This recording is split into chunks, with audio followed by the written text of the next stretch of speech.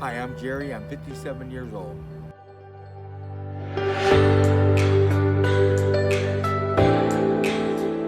So Jerry, I have a question that I want to ask you to start off our conversation. What do you think people's first impression of you is? Depends on where they meet me. I have no idea. Sometimes I come off low key. Sometimes I come off kind of crazy. So I don't know. What do you mean by crazy? Just hyper and loud and happy. It could be anything. It depends on at the moment that they might meet me in. I change from time to time. So I really don't know. You know. So what do you do for a living, Jerry? I sell industrial supplies. I've been doing it for about 31 years. I telemarket. I work from home. Self-motivated. So that's what I do. Where are you from? I'm from I was born in Northern California, but I've lived in the San Fernando Valley since I was 1 year old. Awesome. So I've been here my whole life. So tell me about growing up in the San Fernando Valley. Well, grew up on the east side of San Fernando Valley, Pacoima. I had two brothers. It was kind of lower class. Do you feel like you had a rough childhood? Well, it was a little rough since my mother, for most of the time, was a single mother, and I had my brothers, and I've always worked. I've always been a motivator. I always worked at a young age. Even when I was little, we didn't have a lot of money, so I always had to, wash cars, sell candy, sell Christmas cards, sell things, pull weeds. I've always had to hustle for money, and my brothers would just beat people up and take money and rob people. So I didn't want to be like them. So it was a little rough. Sometimes they beat me up and took my money. So, it was a little rough at a younger age, yes. So when you and I first met, you mentioned to me that at one point you had died. Yes. Tell me about that. Well, I had a drug overdose in 2013. And I haven't done drugs in a long time. I did a lot of drugs. So I overdosed on methamphetamines. And I was in a coma. I died. I passed away. I flatlined. I left where I was, and all I know is I was on a sidewalk and I couldn't get up, and I called my brother and told my brother that I can't move my legs, and that's all I remember. Next thing you know, I wake up 41 days later. They tell me that I passed away for 49 seconds, and I was in a coma for all these days. So that's what happened there.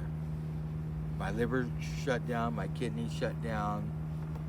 When I woke up, I was completely paralyzed, couldn't remember anything. I still can't remember some of the things that happened prior to that incident, yes. So have you ever done drugs since that incident? No. That was 6 years, that was July, it happened July 14th.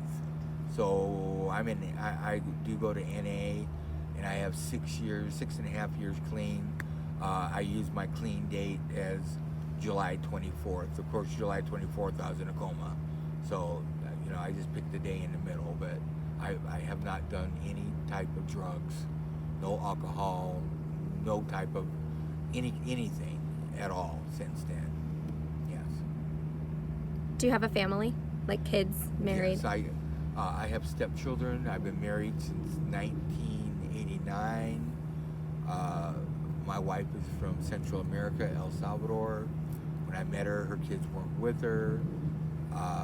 After we got married 2 years later, we petitioned to bring her kids over here. It's 3 daughters. They came here in 92. I believe they were 9 years old, 11 years old, and 12 years old. So now, of course, they're all 34, 37, and I think 40 years old. So I raised them, I raised them for 3/4 of their life, and they're grown now.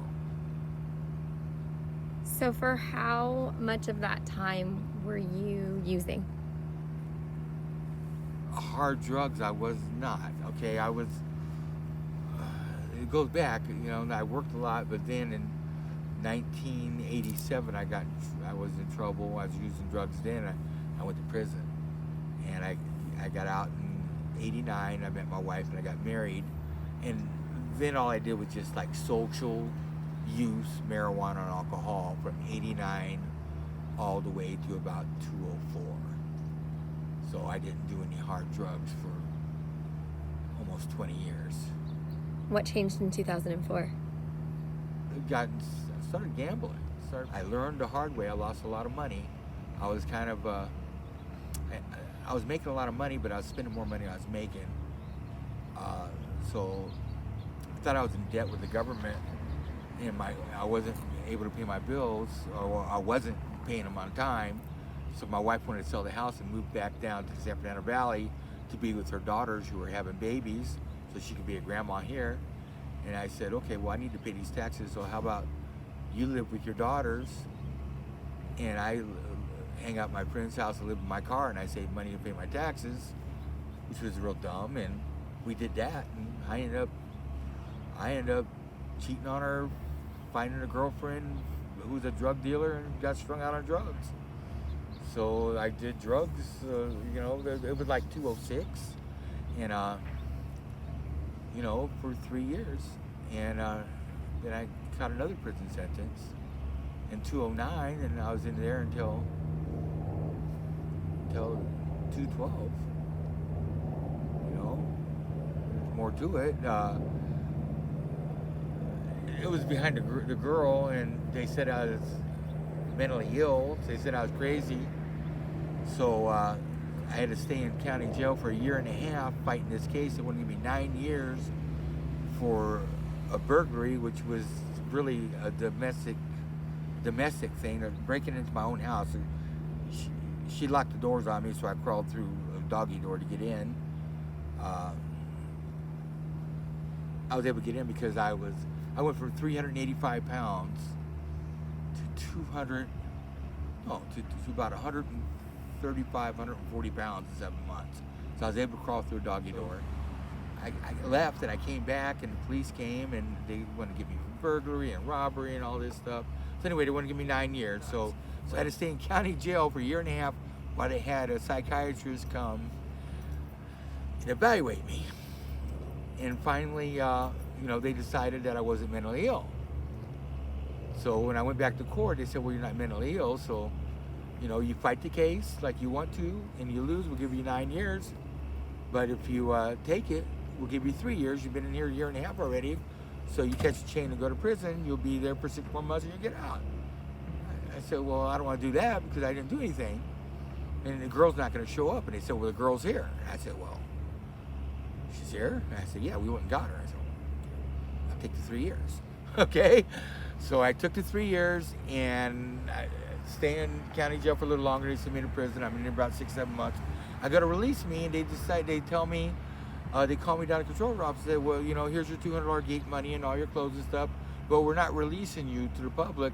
We're releasing you to Atascadero Mental Hospital for observation. You'll be up there about 3 months. Well, needless to say, I was in there for 1.5 years, almost 2 years. So, I did almost 5 years for breaking into a house I was living in. And I got out, and I was halfway clean for 3-4 months, and I moved into the neighborhood, and I did some drugs, and I overdosed, and that's what happened there. And so you said you have how many years clean now? 6 years clean. Congratulations. Yeah, and the thing about it is, of all the crummy things I did, because I lost my wife's house, I spent a lot of money, and she stayed with me. I mean, my daughters, everybody came and saw me. I don't know this. I mean, I only know this because I know what I was told. I was out, so I don't remember anything. But, for them to stick by my side and stuff, I said, well, being in prison, won't stop my drug use. Nothing will stop it. So I need, it's not enough, even overdosing or death wasn't enough. So my brother's a hardened criminal, and I had a brother pass away, overdosed on heroin. So my other brother, they're gonna give him life, and he turned himself in and took a 6 month prison sentence in a program, and he's been clean for 16 years. So he said, "Why don't you try NA?" And I said, "Well, that's your deal. Those are your friends." I said, "It's not my deal." But anyway, I went. I have my own friends. I really like it, and it's a good support group. And the last thing on my mind is doing drugs, because I know if I do drugs, it's like anything. If I play cards, I'm gonna do it. I go all the way. So I've been, when I overdose, that's the highest I've ever been. So I don't need to go there anymore. And I know, I have dreams. I take a hit and I'm gone. So no, and I want to do well for my wife, and I have grandchildren and everything. So There's people that need you. yeah. So what would be one thing that you think would surprise people to know about you? I come off arrogant sometimes, but especially when I'm in a competitive situation. But deep down inside, I have a big heart. But I have one last question for you. yeah. If you had people that were just walking by you in passing on a street someday, and you could hold up a sign that told them one thing about Jerry, what would you want them to know? Lots of things. I mean, it depends on the people. I mean, homeless people, people on drugs, I would tell them it's never too late. Don't give up. Keep trying. Get knocked down, get back up. Other people, maybe wealthy people, maybe, there's, people that might, I just tell people don't prejudge. Don't prejudge.